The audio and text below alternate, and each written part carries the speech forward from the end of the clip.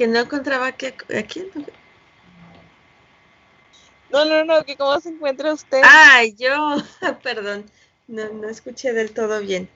Pues bien, ya, pues la verdad sí, un poquito cansada ya, pero bueno, ya yo creo que todos estamos iguales, este, pero bueno, ya estamos en las últimas del semestre, esto es bueno, eh, estamos muy cerquita de cumplir la meta pues sí, de este semestre, creo yo, o espero, este, y pues eso sí, con frío.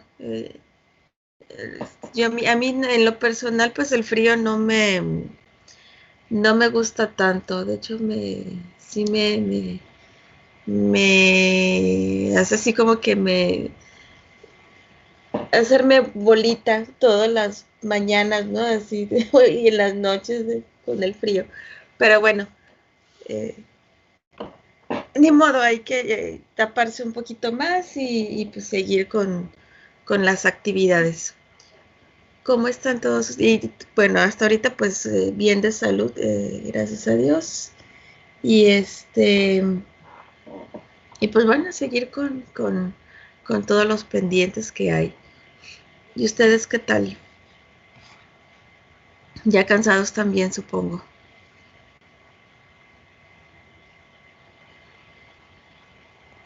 Un poquito. Sí, pero bueno, ya, el último estirón antes del descanso de Navidad.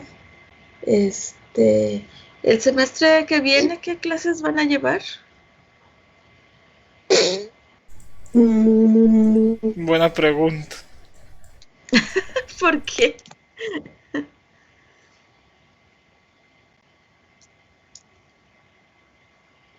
Todavía no, o sea, no. Pues, pues sinceramente, quién sabe. no, es tópicos selectos de ciencias sociales, uno. Y las demás, no me acuerdo. Historia de Norteamérica, o no me acuerdo si era Norteamérica o... Mm, mm, mm. Historia de Norteamérica, Estados Unidos. Eso está padre. Uy, hay mucho de qué tela de dónde cortar ahí en esa materia. Eso está interesante. Sí, se ve muy extensa.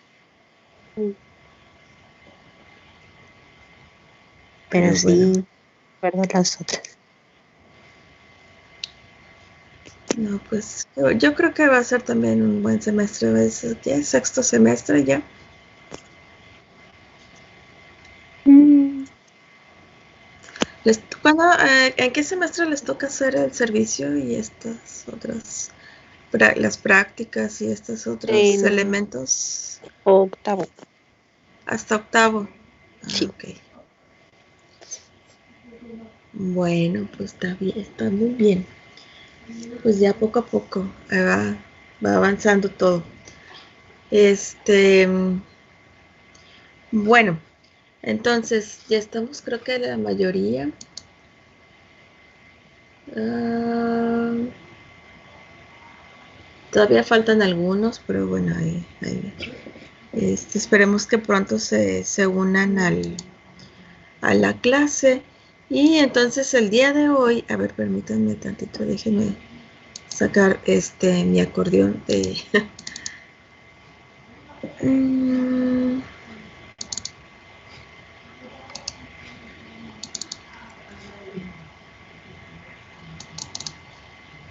el día de hoy nos toca escuchar a...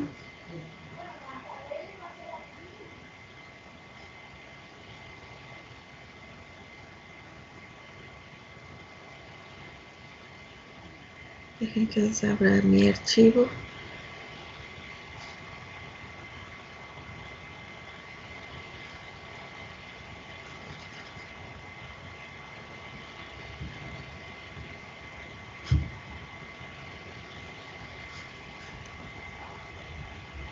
El día de hoy nos toca escuchar a Elías y a Dania y a Emerson y a Eric. Entonces,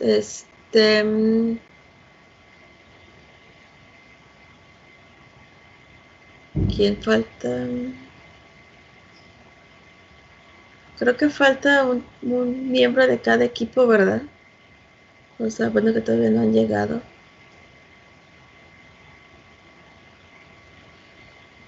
Emerson ahorita me mandó mensaje por WhatsApp, así que ya no debería de tardar. Ok. Y Elías. Yo creo, espero tampoco no tarde mucho. Bueno, entonces, pues sí, así las cosas. Este semestre que ha estado así medio extraño, medio raro. Creo que el encierro sí ya está siendo medio problemático. Em, pero bueno, pues no, hay que tener un poquito de paciencia. Miguel, ¿cómo estás?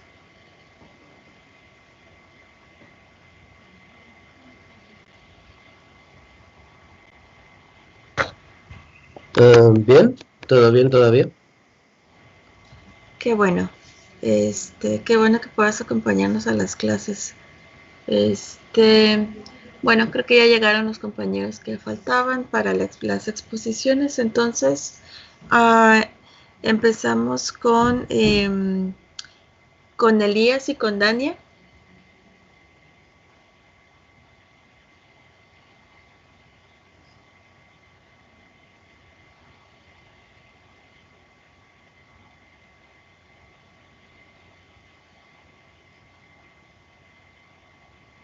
Sí, profe, no sé, nada más, no sé si mi compañero Elías ya esté listo. Ok, ahorita esperamos a Elías, entonces un momentito.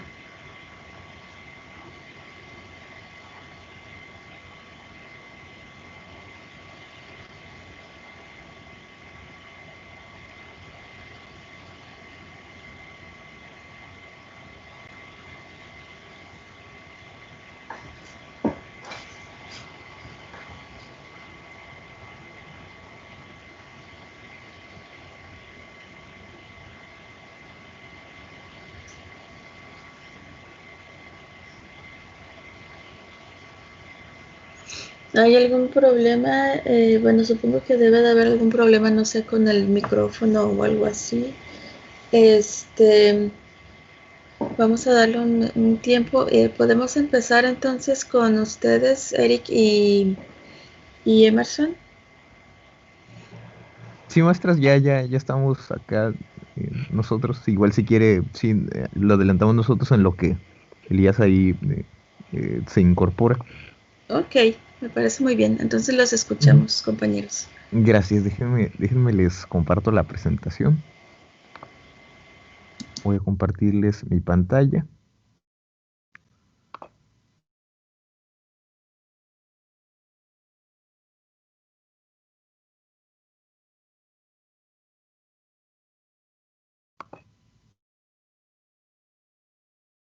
Ok, creo que ahí va. Igual mi computadora al parecer, pues anda un poco ahí extraña ahorita. Entonces, si se tarda un poco, pues no sé si ya lo puedan ver. Sí, ya vemos tu pantalla. Ok, sigue cargando la presentación, Chale. Chale, se trabó. Ahí va, ahí va. Ahí va, esperen, por favor, ténganle paciencia, déjenme ver si puedo refrescar la página. Sí, no, un Ujú. poquito de paciencia, sí tarda a veces un poquito.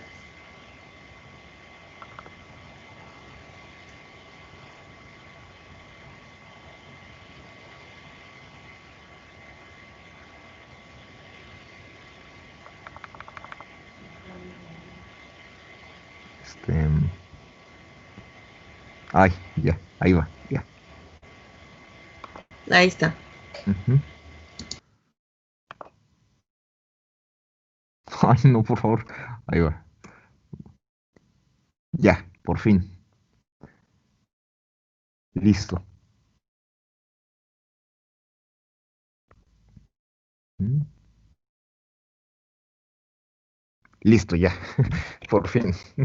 Bueno, eh, pues compañeros, aquí Eric y yo les vamos a hablar de la historia de Nuevo León en el siglo XIX, ¿no? O al menos buena parte del siglo XIX, porque ya eh, en la clase pasada, pues Galván y Lucero ya nos hablaron un poco de este periodo, pero bueno, nosotros lo vamos a seguir desde la época de un tema que pues, yo sé que a muchos les gusta, ¿no? Que pues es la invasión norteamericana, la guerra con Estados Unidos. Entonces primero vamos a ver una pequeña introducción de ese tema. Igual está un poquito como de más que comentemos pues el contexto en el que se encontraba México durante esta situación, que bueno, ya lo hemos abordado ahí varias veces en México moderno. Entonces pues vamos a empezar aquí directo con esto de la invasión. Que bueno, por cierto, también es importante mencionarles que la lectura que utilizamos para pues, hacer esta sesión es la de Israel Cavazos, Breve Historia de Nuevo León. Entonces, la verdad es que creo que es de muy fácil lectura y creo que está muy completa y pues sí es muy como sintética. Entonces, ahí por si quieren revisarla. Eh, pero bueno, eh, la invasión del noreste de México comenzó en la zona que actualmente es Matamoros en 1946. Sabemos que eventualmente se abrieron pues dos frentes, unos eventualmente se abrió en Veracruz, pero bueno, el que aquí vamos a tomar en cuenta pues evidentemente es el del norte, porque bueno, es el que tiene que ver con la ciudad de Nuevo León, perdón, la ciudad de Monterrey.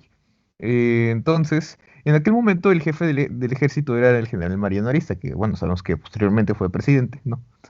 Pero después fue reemplazado varias veces debido a que, pues, bueno, fue teniendo algunas derrotas, ¿no? Y fue reemplazado por personas como Francisco Mejía, que a su vez también creo que se enfermó y después fue reemplazado por Tomás Requena. Entonces hubo ahí problemas. Y como que ya desde entonces como que se arrancó con problemas con esto de la defensa contra la invasión aquí en el norte. Entonces, obviamente estos como cambios de dirigencia pues generaron un poco como de conflictos entre, pues, entre los grupos militares de aquella época. Y también pues había rivalidades políticas entre ellos, etcétera. Entonces eso pues generaba cierta como insubordinación, ¿no? Dentro de las fuerzas militares y eso pues también de cierta forma las debilitaba y eso que todavía no se ponía bueno con acá con las batallas con los estadounidenses. Entonces eso pues como que ya iban ellos o mejor dicho tenían ya algo de gane con esto, ¿no? Porque ya había conflictos internos dentro del ejército mexicano. Entonces el cuartel general de la defensa de aquí del noreste fue ubicado pues en Monterrey, donde pues hubo, digamos, pequeños fuertes estratégicos, ¿no? Establecidos dispersos por la ciudad. Y pues fue donde obviamente, obviamente en Monterrey pues se libró la batalla de Monterrey, ¿no? Entonces, algo también importante que hay que comentar es que, bueno, posteriormente se nombró al general Pedro Ampudia el jefe de operaciones aquí en la ciudad de Monterrey, pero hubo también ciertos problemas porque empezó también con ciertas como indecisiones con respecto a qué habría que hacer para defender la ciudad. Una de las primeras cosas que pasó fue que decidió destruir esas fortificaciones para algunas fortificaciones, o mejor dicho, algunas ya planteadas o ya establecidas en ciertas locaciones para reubicarlas. Entonces las mandó a destruir para ponerlas en otros lados. Entonces eso como que también empezó medio mal, porque obviamente, bueno, sabemos que eso implica pérdida de tiempo, de recursos, etcétera, ¿no? Entonces también hubo ahí ciertos problemas porque en un principio se trasladó a Marín para ahí esperar a los estadounidenses, pero después ya estando en Marín dijo que siempre no y se regresó a Monterrey con todos, pues, con todas sus fuerzas, ¿no? Y pues eso pues, tampoco pues, es muy conveniente, ¿no? Porque pues, todavía ni empezaba la batalla y pues ya iban a estar cansados, pero bueno.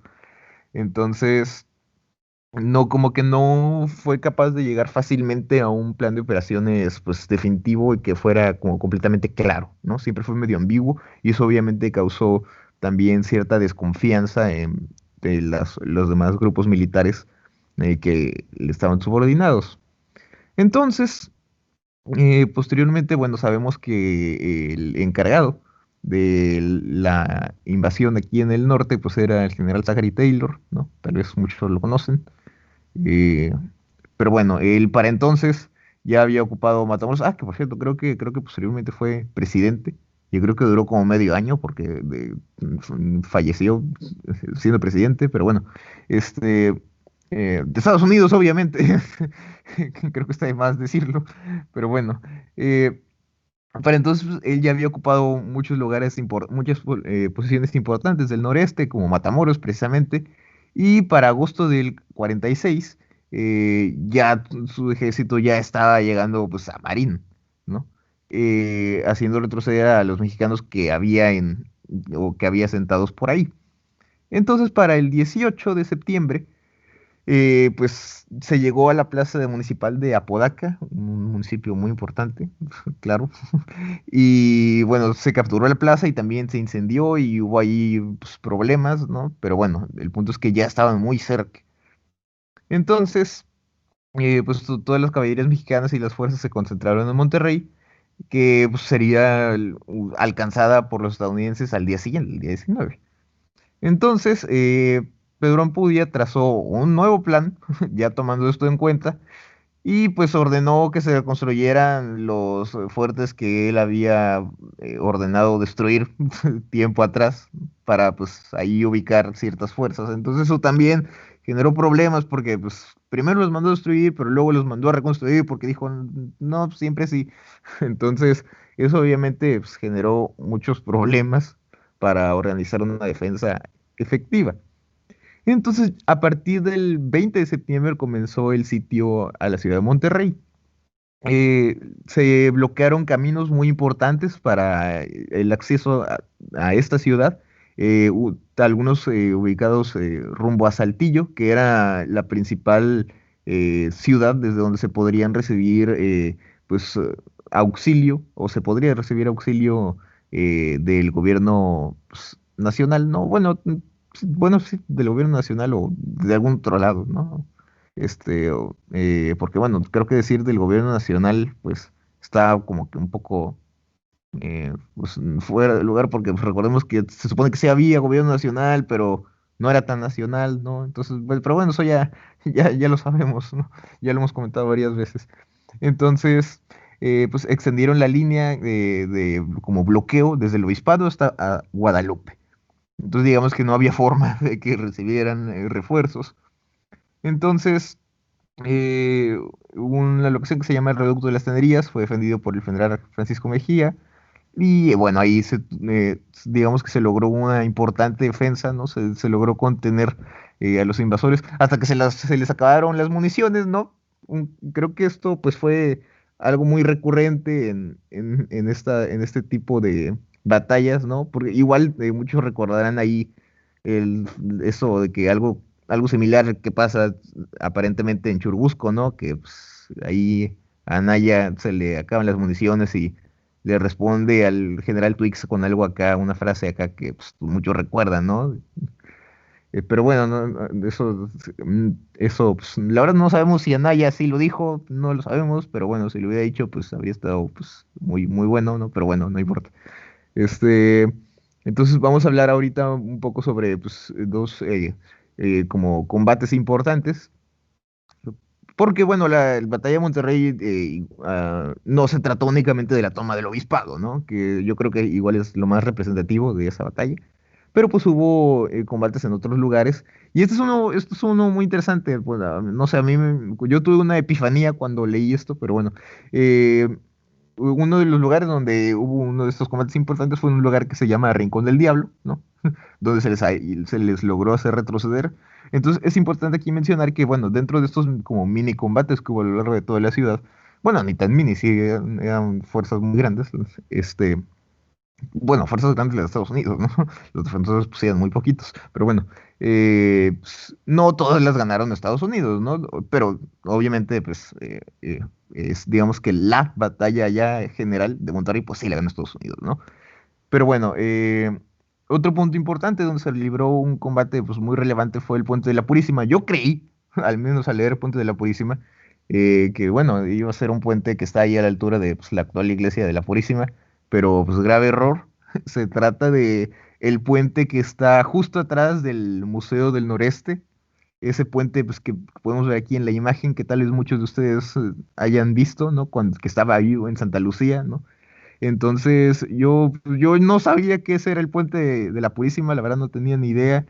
Entonces, ya cuando dije, aquí el puente de la Purísima, bueno, puede ser, y ya ahora pues, descubrí que está ahí una plaquita que dice, aquí celebró una batalla durante la batalla de Monterrey. Yo, no puede ser, no sé, tuve como una gran revelación porque he pasado muchas veces por ahí y, pues he dicho, está bonito el puente, pero pues X, ¿no? Y ahora, sabiendo esto, pues no, creo que está mucho más interesante, conociendo su historia, pero bueno, este, para que cuando vayan pasando por Santa Lucía, pues, se acuerden de eso, ¿no? Pero bueno, y ahora sí después se dio la toma del obispado, que pues, tan reconocida. Obviamente esa locación, el obispado, pues era como un punto muy importante que pues, se quería tomar. Entonces, pues fue como pues, muy asediado, porque para entonces los estadounidenses habían logrado tomar un pequeño fuerte en la Loma Larga. La Loma Larga, pues, que, bueno, frente al obispado, que tal vez ese lugar muchos lo ubiquen porque hay un túnel, ¿no? Un túnel que atraviesa todo el cerro, del cerro, el que atraviesa todo el cerro desde, pues, que divide Monterrey y San Pedro, ¿no? Es el túnel de la Loma Larga, bueno, ahí, en ese como cerro, ahí había un fuerte y bueno, lo tomaron los estadounidenses y desde ahí bombardearon el obispado. Entonces, porque bueno, obviamente los estadounidenses tenían mucha más artillería que los defensores. Entonces, ya para la tarde del 22 de septiembre, eh, pues se llevó pues ahí una especie de carga de los estadounidenses hacia el obispado y pues como lo superaban en número, pues ya pues, lograron tomar ese punto.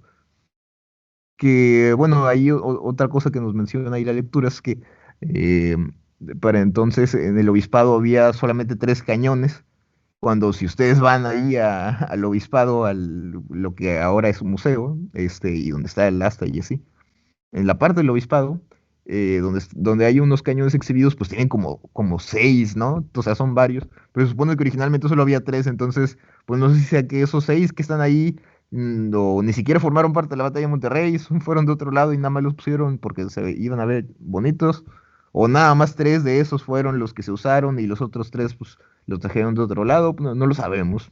Pero bueno, no sé si haya por ahí, allá, una plaquita que nos diga eso, igual que en el puente, pero bueno.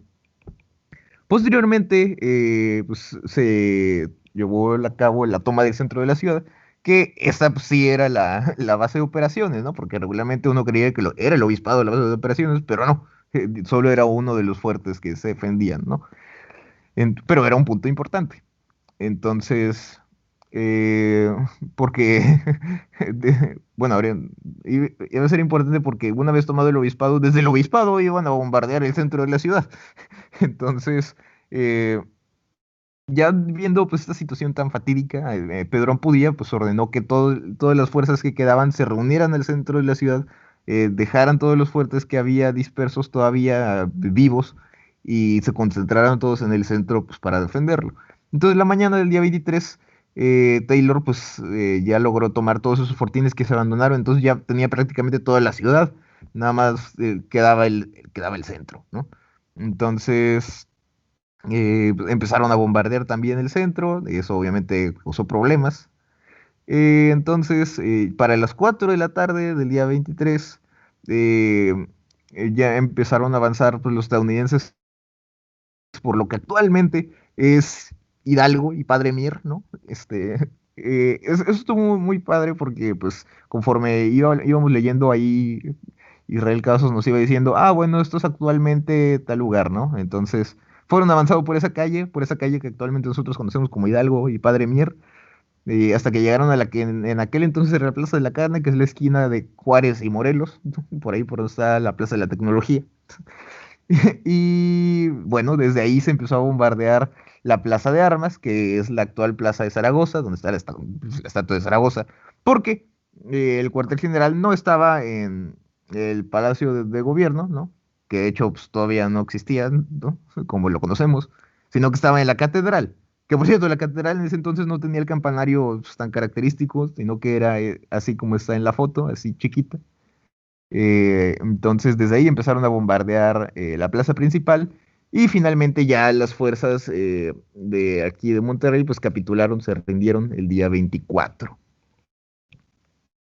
Es importante mencionar que hubo también una participación activa de las mujeres, tuvieron un rol importante en esta batalla y pues de estos logros pues destacan dos principales referencias, el de una mujer que se llama María de Jesús Dos Amantes, que pues aplicó una parecida a la de Mulan, se vistió de capitán y se presentó ante Ampudia y le dio las instrucciones de pues, realizar por ahí algunos reconocimientos por ahí por la línea de fuego, entonces pues digamos que se arriesgó, pero pues no sé, eso estuvo interesante porque fue como, mira, como Mulan, ¿no? Que se tuvo que vestir de hombre para que la dejaran participar. Pero bueno, eso estuvo interesante, ¿no? Y otra participación importante fue la de una mujer llamada Josefa Sosaya, que era, pues, digamos, una de las familias muy, muy, muy influyentes de la ciudad, que como usó sus influencias para poder darle recursos a los soldados heridos y, sí, afectados que había en la Plaza Mayor. Entonces, pues eso también fue algo muy relevante. Eh, bueno, ahora hablando sobre aquel momento en el que Nuevo León y Coahuila pues se unieron al menos por un tiempo. Tal vez, bueno, ahorita va a salir un favorito de muchos, pero ahorita lo vemos. Bueno, ya después de esta derrota y de todos los problemas que sabemos que hubo, la firma de los tratados de Guadalupe Hidalgo, la pérdida del territorio, etcétera, José María Parás asumió el gobierno de Nuevo León. Entonces, él pues se encargó principalmente de la reconstrucción, pero obviamente todos estos procesos se vieron pues muy complicados porque había una economía pues muy débil y también en ese momento hubo una epidemia del cólera que obviamente afectó a mucha parte de la población. Entonces, esa fue una labor muy complicada. Entonces, para el 50, el 51 se realizaron algunos ajustes administrativos en la división política del Estado que hicieron que aparecieran nuevas municipalidades con las que pues, nosotros ya estamos pues, más familiarizados. Lugares como Allende, Iturbide, García, Mina, Los Rayones, etcétera. Pues fueron algunas de estas. También se crearon algunas que de hecho ahora actualmente pues ya no existen, que se fusionaron con otras para formar pues, una sola, ¿no? Entonces, aquí está el que pues, muchos admiran, ¿no? Vidaurri, ¿no? Amado por muchos, odiado por muchos, como suele pasarle a muchas personas en la historia. Pero bueno, posteriormente sabemos que, bueno, a nivel nacional se dio el plan de Ayutla contra el régimen de Santana, porque pues, ahí instauró una pequeña dictadura. Entonces, obviamente, esto también tuvo cierto impacto en Nuevo León. Para el 11 de mayo de 1855, Santiago Vidaurri inició el momento contra la dictadura de Santana en lo que actualmente es Lampazos y se apoderó del Monterrey, de la ciudad de Monterrey, el día 23 de mayo de ese mismo año. Entonces, se elaboró el Plan de Monterrey que, bueno, lo que hizo fue restablecer provisionalmente, al menos provisionalmente, la soberanía del Estado de Nuevo León, mientras se podía reunir un Congreso Constituyente, obviamente con la intención de pues, instaurar un nuevo gobierno a nivel nacional.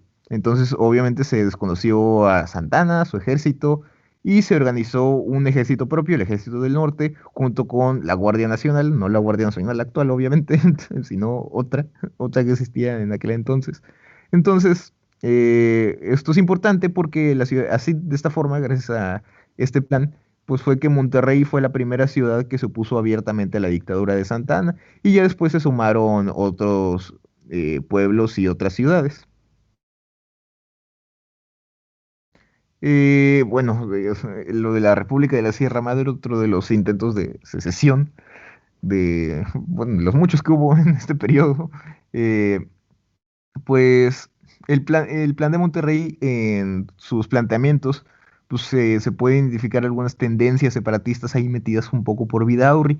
Por ejemplo, pues se invitaba por ahí a los estados de Coahuila y a Tamaulipas a pues, adherirse a la campaña, adherirse al plan, mencionando por ahí como pues, no queriendo la posibilidad de que podrían formar un solo gobierno pues, más adelante, ¿no? Así, o sea, Vidaurri como que fue, según él, muy sutil, pero igual muchos lo tacharon de separatista y pues de querer fundar la República de la Sierra Madre.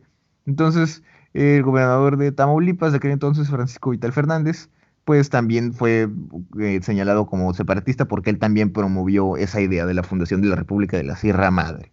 Pero bueno, sabemos que después esa fue una idea que pues, no se consumó. Entonces ya ahora sí, hablando de la anexión de Coahuila, cuando Vidaurri por fin cuando Vidaurri lanzó el plan de Monterrey, logró algo muy importante, que fue consolidarse como el caudillo de Nuevo León. Entonces, bueno, esto igual es algo que también, pues, bueno, no lo hemos contado mucho, pero pues lo hemos leído, ¿no? Que Vidaurri, pues, era el caudillo del noreste. Entonces, durante esta época, obviamente, y a convertirse en caudillo, digamos que el jefe máximo, si le podemos decir, de esta zona, pues eso provocó que se distanciara más con el gobierno, ¿no? Porque empezó a haber más recelos de poder. Entonces, para el 19 de febrero del 56, 1856, Vidaurri logró la anexión del estado de Coahuila al de Nuevo León, aparentemente porque la mayoría de los pueblos de Coahuila estuvieron de acuerdo. Para entonces, el presidente Comonfort, Ignacio Comonfort, pues obviamente eh, pues, desaprobó esta anexión, ¿no? Porque pues, se había realizado sin su consentimiento y le ordenó a Vidaurri pues, renunciar, ¿no? Como, pues, digamos, represalia. Pero Vidaurri obviamente no quiso, ¿no? Entonces, Comonfort decidió enviar a Juan José de la Garza para pues, someterle por la fuerza, ¿no? Entonces, Vidaurri y uno de sus mayores amigos, bueno, uno de sus mayores colaboradores, Juan Suazua, pues también intentaron para entonces anexar territorios de Tamaulipas, pero las fuerzas de Tamaulipas se resistieron y lograron pues, atacar también la ciudad de Monterrey y casi, casi la ocupan. Entonces, eso sumado a las fuerzas que había enviado Comonfort o al movimiento que había por ahí enviado Comonfort, pues logró que Vidaurri se doblegara, ¿no? Que es algo interesante, ¿no? Porque muchas veces muchos piensan que Comonfort era un presidente muy débil y que Vidaurri era un caudillo muy fuerte. Entonces, yo cuando estaba leyendo esto, yo dije, pues, va a ganar Vidaurri, ¿no? Pero no. Digamos que de cierta forma, si lo podemos decir, pues ganó Comonfort. Entonces, en ese momento, ganó Comonfort. Entonces, se firmó un convenio, que es el convenio de la Cuesta de los Muertos, y mediante este Vidaurri reconocía a Comonfort como presidente y proclamaba que él llevaría el asunto de la anexión de Coahuila al voto popular, lo iban a someter a consulta, ¿no? Y pues como Vidaurri organizó la consulta, pues casualmente, pues, sí, ¿no? Salió que sí, que la mayoría de las personas estaban de acuerdo, ¿no? La gran mayoría, una gran mayoría, se supone que fue pues casi unánime, ¿no? La cantidad de la población que aprobó esta unión. Y bueno, para entonces sabemos que posteriormente se dio la guerra de reforma, ¿no? Para aquel entonces se llevó a cabo. Entonces, eh, en este ámbito, o en el ámbito de los conflictos con el clero que hubo aquí en el estado de Nuevo León, para las constituciones que salieron al mismo tiempo en el 57, tanto la general, la nacional, como la local, que salieron ambas ese mismo año, fueron rechazados por el clero de la localidad, pues debido a las medidas ahí medio anticlericales que había en ellas. Entonces, como la iglesia se resistió, Vidaurri tomó una decisión pues, muy radical, que fue arrestar al obispo Francisco de Berea y lo desterró del estado, junto con otros miembros importantes de la iglesia. Entonces, eh, sí fue como una medida como muy, pues, muy radical, ¿no? Bueno, ya o sea, sí, nada más simplemente los desterró, digamos que los exilió del Estado, porque bueno, recordemos que él era el caudillo, digamos que tenía el poder para hacer eso. Entonces, la ley Lerdo del 56, que tenía que ver con la desamortización de los bienes del clero, también se aplicó con mucho rigor. Vidaurri sí fue muy, pues, riguroso en ese sentido. Lo cual es interesante, ¿no? Porque posteriormente Vidaurri sabemos que se anexó al imperio de Maximiliano. Ahorita vamos a ver por qué, de hecho. Y porque no fue nada más porque sí. Eh, entonces, muchos se piensan que era conservador, pero pues aquí podemos ver claramente que no lo era. Simplemente se unió al imperio por motivos que ahorita vamos a ver, que eso yo también cuando lo vi fue como, no puede ser. Pero bueno, después de eso, lo que les mencionaba ahorita de Comonfort, que Comonfort ganó por el momento, porque posteriormente Comonfort tendría la maravillosa idea de dar un autogolpe de Estado. Entonces, pues ya digamos que sin Comonfort, que había doblegado a Vidaurri, ¿no? Ya no teniendo a nadie que lo controlara, pues, pues Vidaurri dijo, oh sí, excelente. Entonces eso simplemente le sirvió para ya por fin consolidar completamente todo el poder político y militar que tenía. Entonces, porque bueno, ya no había nadie para detenerlo.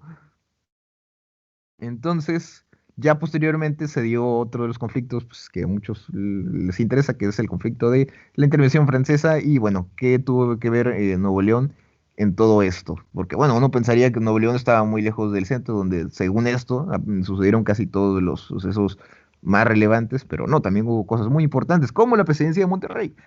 Entonces, sabemos que en ese momento, pues, Juárez era presidente, ¿no? Durante este periodo, y pues tenías ahí su caravana móvil de, pues, presidencia, pues, de ahí, ambulante.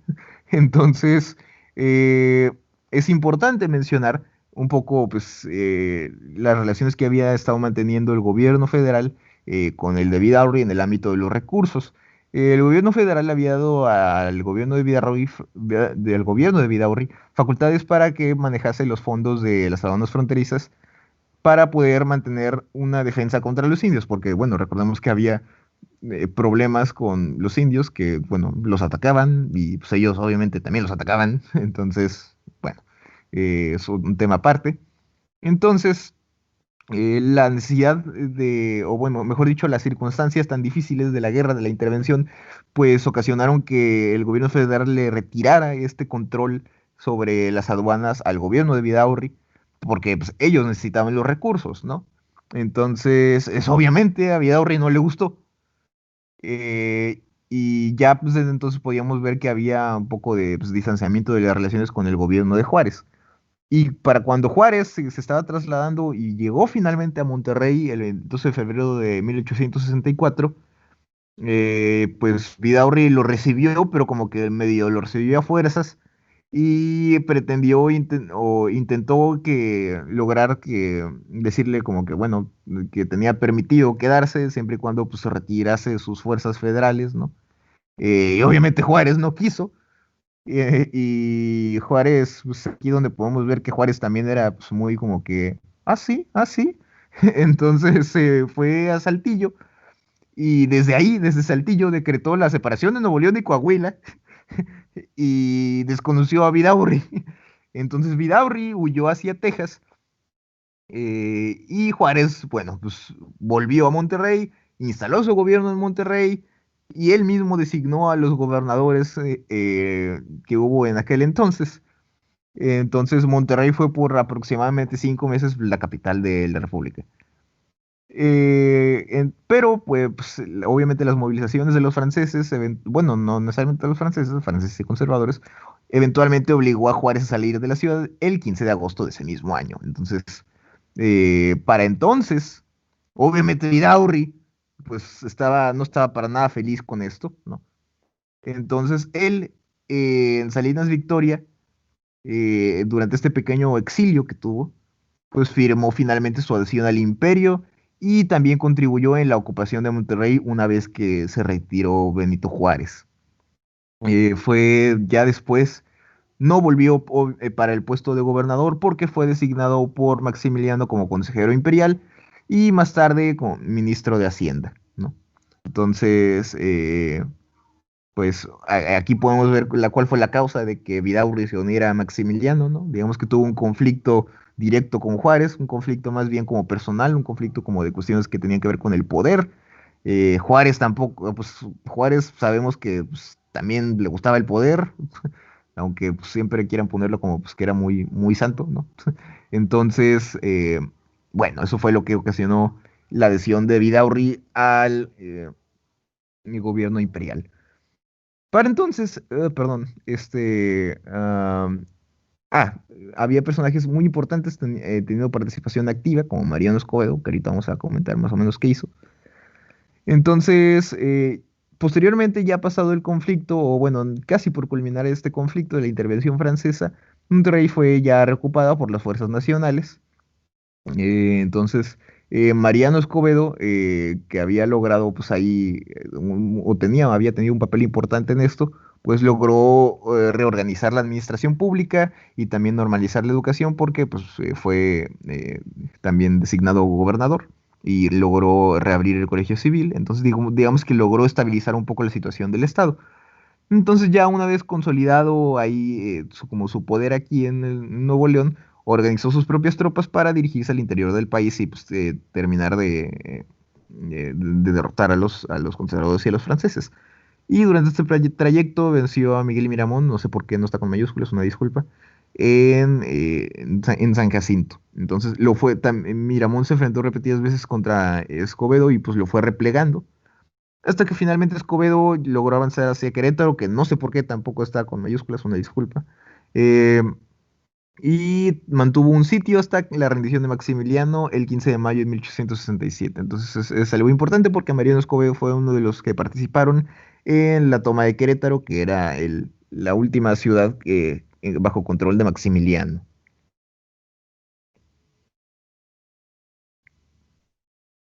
Bien, Bueno, voy pues a continuar. Eric, exacto, así es, adelante Eric. No sé si te pueda dar control de la presentación, no sé.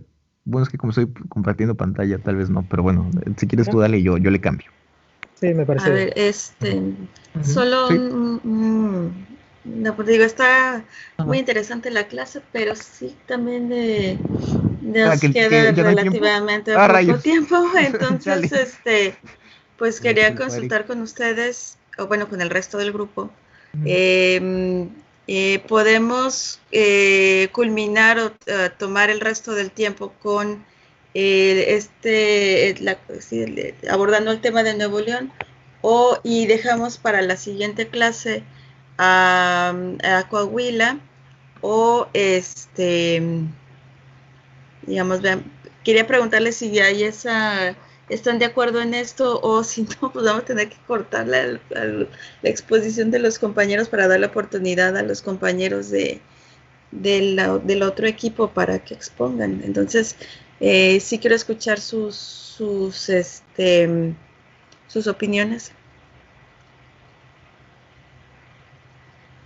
Pues no sé, igual que opinen, sobre todo Elías y Dania, ¿no? Que pues, eran el otro equipo. Una disculpa, chavos. No sé si anden por ahí, si ya se incorporó Elías.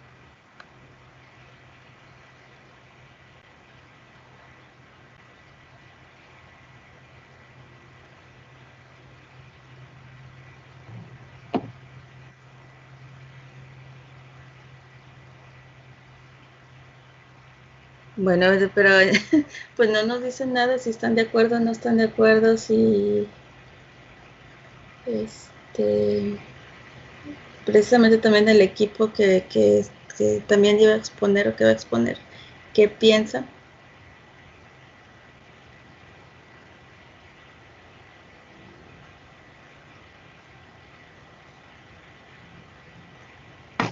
Perdón, maestra, es que estábamos deliberando. Primero que nada, una disculpa. Buenos días.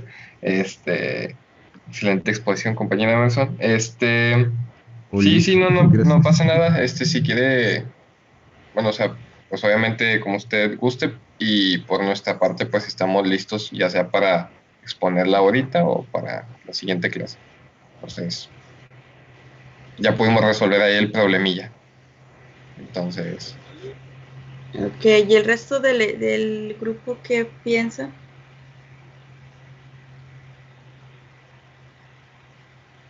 Pero sí, ya tenemos que deliberar porque se nos está yendo el tiempo y ni uno ni otro.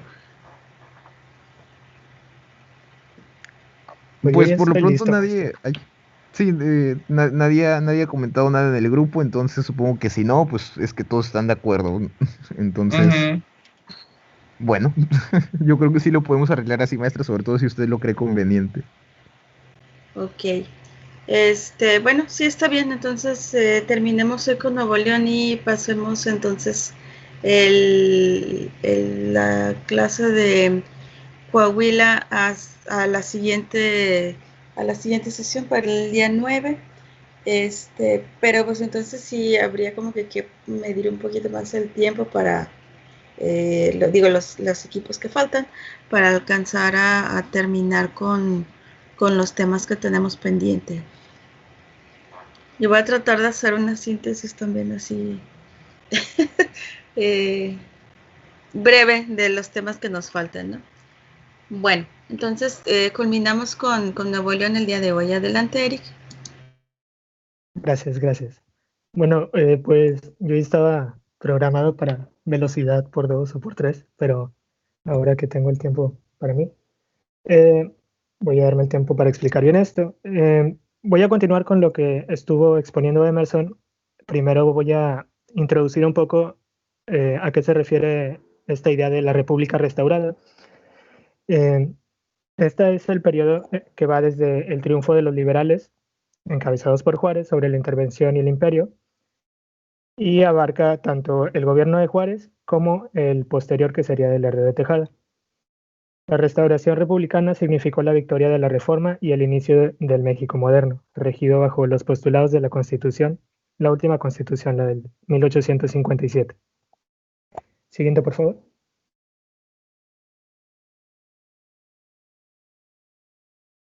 Bien, aquí entraría como gobernador Jerónimo Treviño. Él fue un destacado militar y político mexicano que participó en estas guerras de reforma y en la segunda intervención francesa en México, junto con Juárez. A él no se le considera tan buen gobernante como fue militar. eh, Sin embargo, sí hizo algunas cosas como fundar nuevas villas. eh, Fundó, por ejemplo, los municipios de General Escobedo, General Bravo, General Treviño y Juárez. Y sí, General Treviño, pues a su nombre. También en, en Monterrey todavía hubo revueltas. eh, en este caso, la revuelta la dirigió Zenobio Díaz, que era un antiguo comandante imperialista, eh, quien se fuga de Monterrey y organiza junto con varios hombres, 25 hombres para ser exactos, eh, entran a la Villa del Carmen. Estos proclaman la Constitución de 1857.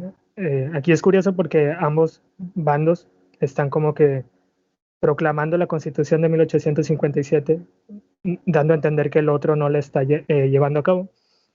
Y bueno, Zenobio Díaz desconoce a las autoridades estatales.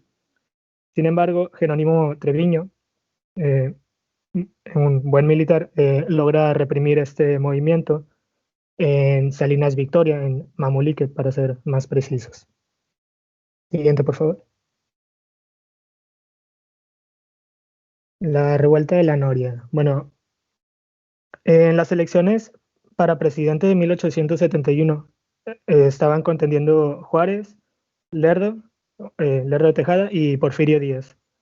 Aquí ya se esperaba, sobre todo Porfirio Díaz, que, que fueran fraudulentas las elecciones y que iban a favorecer a Juárez, lo cual hubiera hecho que se perpetuara en el poder una segunda vez. Bueno, sí, de nuevo, lo cual iba en contra de la Constitución, así que estaban en contra de esto. Sobre todo Díaz organiza este movimiento político-militar, que es el Plan de la Noria, que lo organiza hasta noviembre. Aquí Jerónimo Treviño también desconoce a Juárez por buscar la reelección, así que se levanta en armas en Monterrey apoyando a Porfirio Díaz. Este se justificaba declarando que la rebelión era constitucionalista, ya que Juárez estaba rompiendo con las ideas de esto. Aquí cuando se rebela en armas, le sirve a Porfirio Díaz, ya que distrae y atrae al gobierno federal hacia el noreste, y así Díaz puede actuar en Oaxaca, que es donde se hace la revuelta, el Plan de la Noria, en donde se firmaría en noviembre. Aquí los inconformes al principio lograron avances a cargo de Jerónimo Treviño, pero fueron derrotados por las fuerzas leales al gobierno al mando de los generales Sóstenes Rocha, José Ceballos y Diodoro Corella. Treviño había logrado avanzar y apoderarse de Saltillo, pero Corella empuja, llega a Monterrey, y aquí estaban acuarteladas las tropas de Treviño en el Cerro del Obispado, pero Corella los saca a campo abierto, siendo en Bernabé en donde los vence. Así que San Berna, siempre violenta. Y hace que Treviño se retire, regresaría más adelante, pero aquí sucede. ¿Puedes darle a la siguiente, por favor? Sucede que al año siguiente, en julio, fallece Benito Juárez. Y bueno, su muerte obviamente acaba con la rebelión de la Noria, ya que ésta iba en contra de Benito Juárez. Lerdo de Tejada es quien pasa a ser el nuevo presidente. Y aquí los jefes que habían pues sido replegados por Corella y los demás generales por parte de Benito Juárez fueron acogiéndose gradualmente a la amnistía que se les estaba ofreciendo. Treviño era considerado el mejor puntal de la revuelta, y él, más o menos un mes después de la muerte de Juárez, ya reconocería al gobierno de Lerdo de Tejada. ¿Qué sucede? Bueno, en 1875 Lerdo renueva el Congreso General, pero es cuestionable el cumplimiento de la democracia otra vez durante estas elecciones. Aquí se dice que Lerdo había elegido con el dedo a quienes quería en cada puesto. En Nuevo León, el candidato triunfante, que era González Doria, era absolutamente impopular. Así que quienes desde hacía tiempo ya buscaban un cambio, se lanzaron otra vez a la lucha. Aquí otra vez estoy hablando de Treviño y sus seguidores. Pero aquí el que más destacó esta vez sería Pedro Martínez, ya que se subleva en Linares junto con el general Carlos Fuero. Pedro Martínez había estado en el movimiento de Treviño durante el Plan de la Noria, igual que Carlos Fuero. Aquí el gobernador lerdista solicitó auxilio al gobierno federal, pero sus fuerzas, antes de que recibiera ayuda, fueron derrotadas en Montemorelos, y Nuevo León queda en estado de sitio, en donde el presidente ya no tiene el orden en este estado. Siguiente, por favor. Bien, ya hablé de el Plan de la Noria, hecho por Porfirio Díaz. Ahora voy a hablar de la Revolución de Tuxtepec, también hecha por Porfirio Díaz. La primera iba en contra de Benito Juárez y ahora van en contra de Lerdo de Tejada, porque nuevamente un presidente que no está llevando a cabo la Constitución como se debería. El Plan de Tuxtepec fue una declaración que buscaba destituir al gobierno.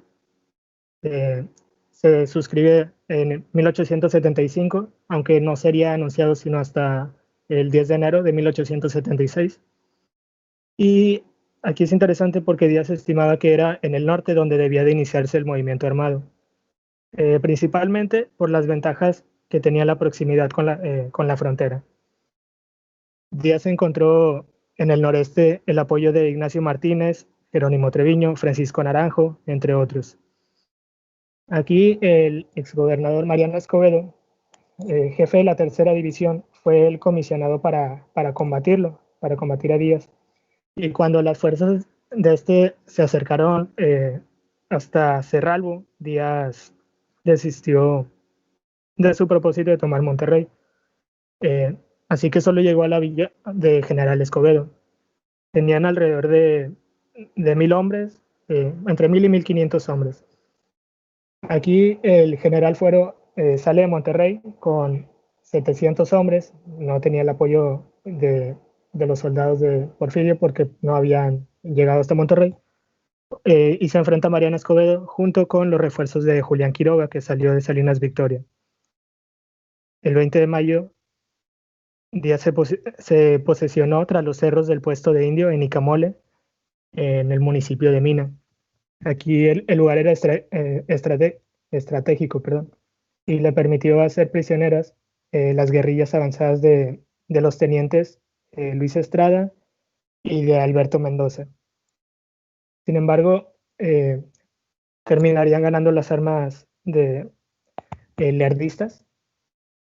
Y bueno, aquí es muy conocida la frase de que Porfirio Díaz vierte lágrimas, no sé, ya sea de rabia o de impotencia, por la derrota.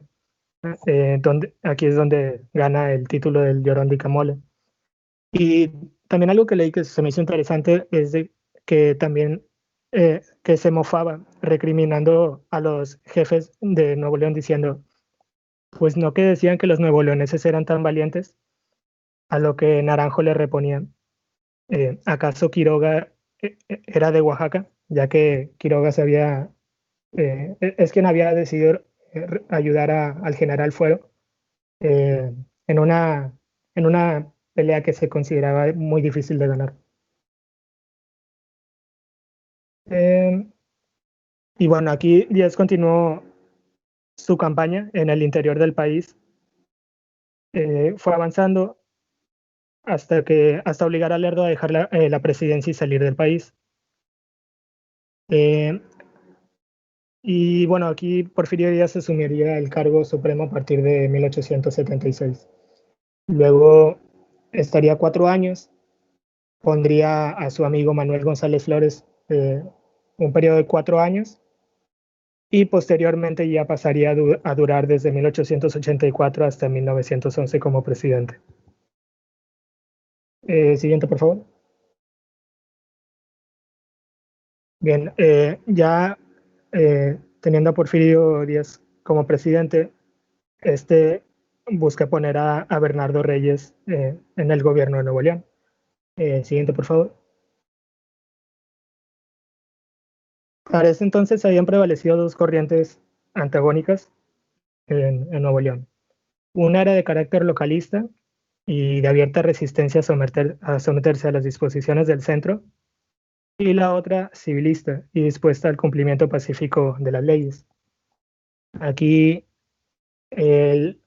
sostenían, bueno, aquí estaba como gobernador para ese entonces en Nuevo León Genaro Garza García, y junto con los caudillos Jerónimo Treviño y Francisco Naranjo, eran los principales en oponer resistencia y buscar principalmente beneficios para la localía. Y por otro lado, Lázaro Garza Ayala, un militar y jurista reconocido, era quien estaba a favor del carácter civil. Por estos diferencias en ideas, Díaz envía a Nuevo León al general Bernardo Reyes en misión especial y con carácter de jefe de las armas. Aquí la hábil intervención de Reyes en los comicios municipales logró que en todos los municipios fueran electos o impuestos alcaldes desafectos al gobierno local. García sale a México a hablar con el presidente, dejando en su lugar en la gobernatura a Mauro Sepúlveda. Y bueno, Mauro Sepúlveda, mientras está de gobernador, bueno, primero aquí se supone que el orden constitucional había quedado inexistente por esto mismo, y que había delegado el Congreso sus poderes en el gobernador Sepúlveda. Así que lo empiezan a atacar, ya no lo reconocen, y con gente armada se afortina en Monterrey, en su casa, y bueno, se rinde cuando el presidente le manda un mensaje en donde en donde había decretado la desaparición de los poderes constitucionales en Nuevo León y donde daba la noticia de que Bernardo Reyes ahora sería el gobernador provisional, en lo que, porque no se aceptaba a Sepúlveda como gobernador. Igual, al retorno de Garza García, cuando regresa a Nuevo León, se aleja ya de la política, o sea, no regresa y le ceden el puesto otra vez. Ya no lo iba a soltar Porfirio Díaz, en este caso junto con Bernardo Reyes. Siguiente, por favor.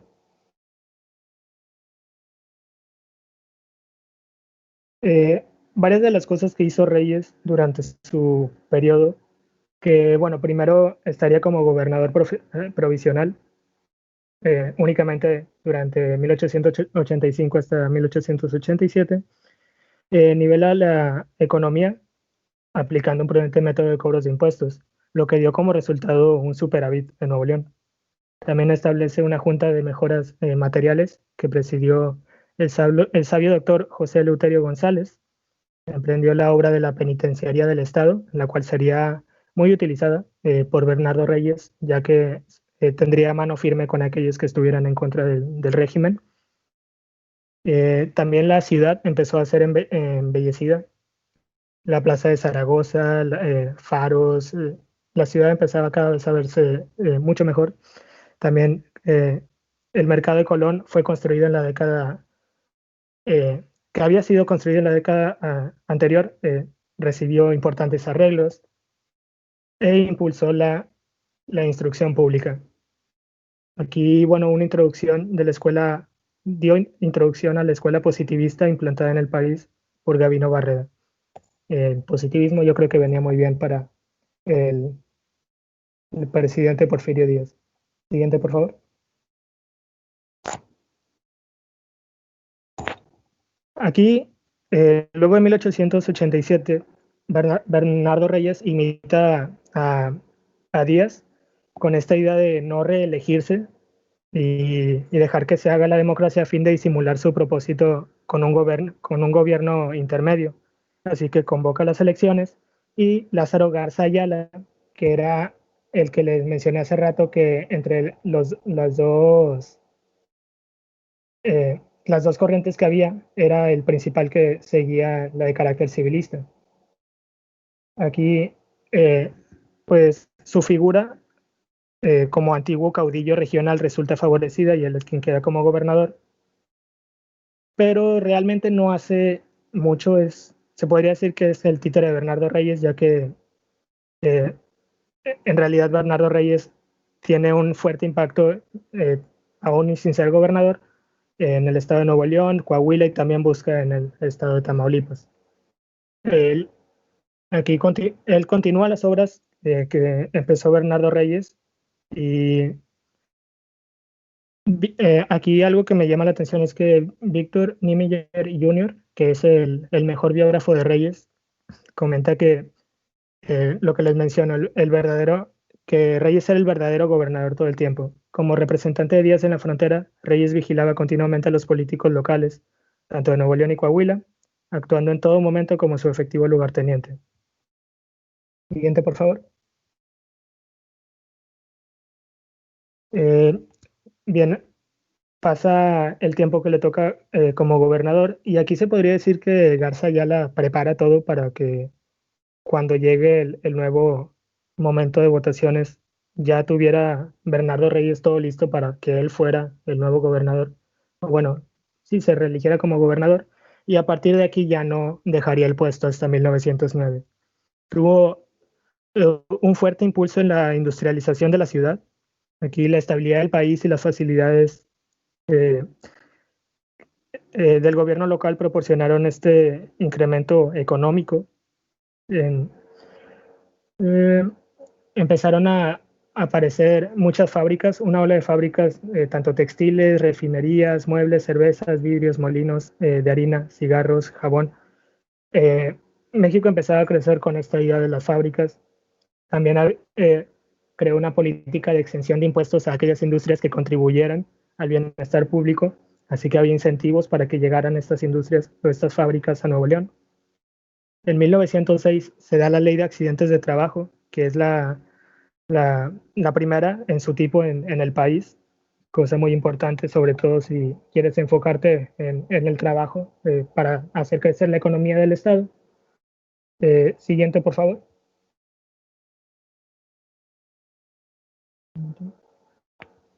Sí, también el reglamento del sistema penitenciario aquí no excluye la pena de muerte. Estuvo combatiendo el contrabando que en ese entonces dominaba en la frontera, también el bandolerismo y en general, como ya les mencioné, era de mano dura con cualquiera que fuera en contra del régimen. Y bueno, con estas reglas de pena de muerte, pues era peligroso. Se imponía con las puras leyes. También los servicios públicos, tanto de salud, luz eléctrica, teléfonos, transporte urbano, fueron objeto de especial atención. De hecho, dotó a Monterrey con uno de los mejores servicios de agua y drenaje.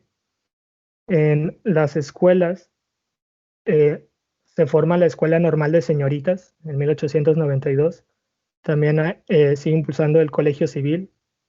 Y bueno, en el caso de la Escuela de Derecho y Medicina, esta la suprime, pero era más bien porque no había alumnos suficientes para esta en aquel entonces.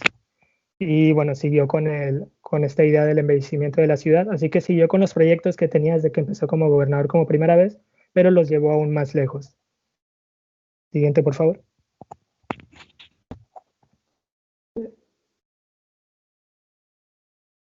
Gracias.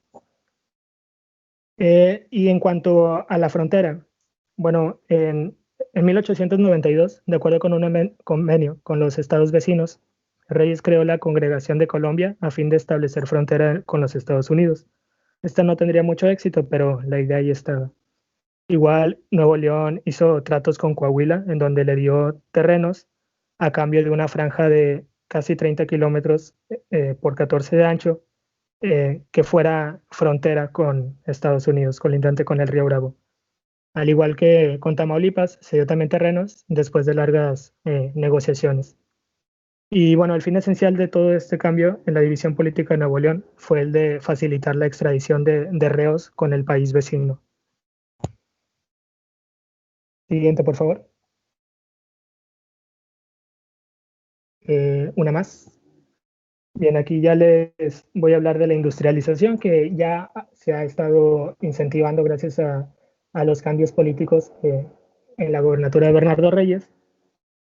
Pero bueno, las principales razones del florecimiento económico en Monterrey habían provenido tanto de la apertura del puerto de refugio en Matamoros y la refundación del Tampico que conocemos ahora en 1823. Pues la situación geográfica de Monterrey era en ese entonces el único paso natural que había en la Sierra Madre hacia el interior del país. Así que la convertía como que en el centro proveedor de todas estas mercancías que venían de los puertos para los estados de Coahuila, Zacatecas, Durango, Chihuahua. Ya voy a terminar, no tardo. Ya vi que ya son las 8:40. Y a ver. Y también otra de las cosas que ayudaron al florecimiento económico fueron las aduanas durante la guerra separatista de los Estados Unidos, porque en Estados Unidos habían quedado bloqueados los puertos, sí, los puertos en el sur, así que el movimiento de exportación de algodón de aquella zona a Europa, que era muy importante en aquel entonces, se hizo por el puerto de Matamoros, que tenía que cruzar por Monterrey, así que por las fronteras aduanas que controlaba Monterrey. Así que Monterrey servía como punto intermedio para todo el comercio que se fuera a realizar entre puertos y otros estados, por su situación geográfica. Sin embargo, no todo fue crecimiento, no todo fue flores en el crecimiento económico, ya que la entrada del ferrocarril contribuyó a la decadencia del comercio local, aunque pareciera que ayudaría, en lugar de eso afecta, ya que las ciudades a las que Monterrey estaba proveyendo las cosas en ellas también llegó el ferrocarril y ya no necesitaban a Monterrey como un intermediario para que pudieran recibir las cosas. Asimismo, bueno, por esta decaída que estaba teniendo el comercio en la economía, se invirtió dinero que ya se tenía ahorrado en la industria, aún más de lo que ya se había hecho. Aquí los hombres de Nuevo León que habían estado ahorrando considerables capitales, los pasan ahora a invertir a la industria. Y siguiente, por favor.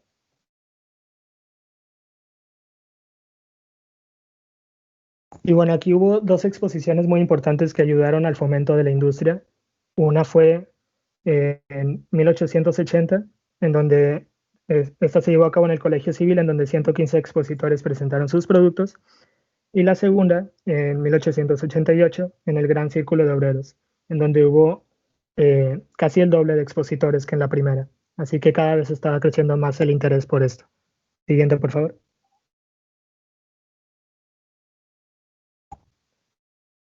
Y bueno, las dos décadas que comprenden entre 1890 y 1910 fueron de un desenvolvimiento industrial muy importante para el Estado. Aquí fueron establecidas grandes empresas que darían impulso notable a Monterrey, entre ellas Fundidora, también la cervecería, la ladrillera, Cementos Hidalgo, la vidriera, entre otras. Y bueno, estos cambios fueron muy rápidos y contundentes. Ya para mediados de la década de los 90, el carácter de la ciudad y su espíritu de sus ciudadanos se identificaría con el modo de ser de nuestros días. Así que a partir de aquí es lo que ya se conoce como el Monterrey que conocemos hasta ahora. Y eso sería todo.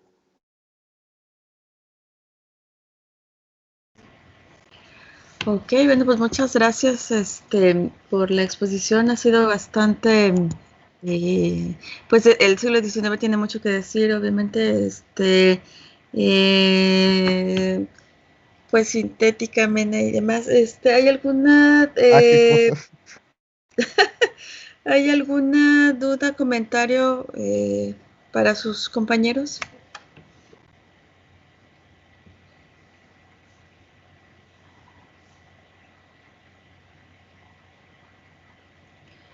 No, bueno, vemos que el siglo XIX pues fue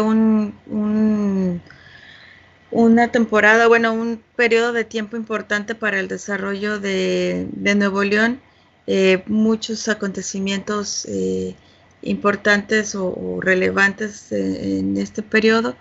Y digamos, aquí es en donde, digamos, como que el Estado y sobre todo la ciudad van a empezar a adquirir características que la van a identificar y la van a hacer como que de pasar de este espacio periférico de estas provincias alejadas en donde la economía es pues es una economía modesta, una economía básicamente de subsistencia, va a pasar a ser un gran estado o la gran ciudad industrial con un gran desarrollo y hacer una de las principales economías de la nación, ¿no? Y bueno, también, digamos, el carácter o este sentimiento regionalista, autonomista, de en muchas ocasiones oponerse o no estar tan de acuerdo con las disposiciones del gobierno federal o del gobierno central, pues también, digamos, va a notarse un poquito más en este periodo. Bueno, entonces para la siguiente clase iniciaríamos con Elías y con Dania y vamos a tener también la participación de Andrea y de Ever. Entonces, pues ya no los entretengo más, que tengan un buen fin de semana. Gracias, maestra, hasta luego. Gracias, maestra. Gracias, maestra. Buen día.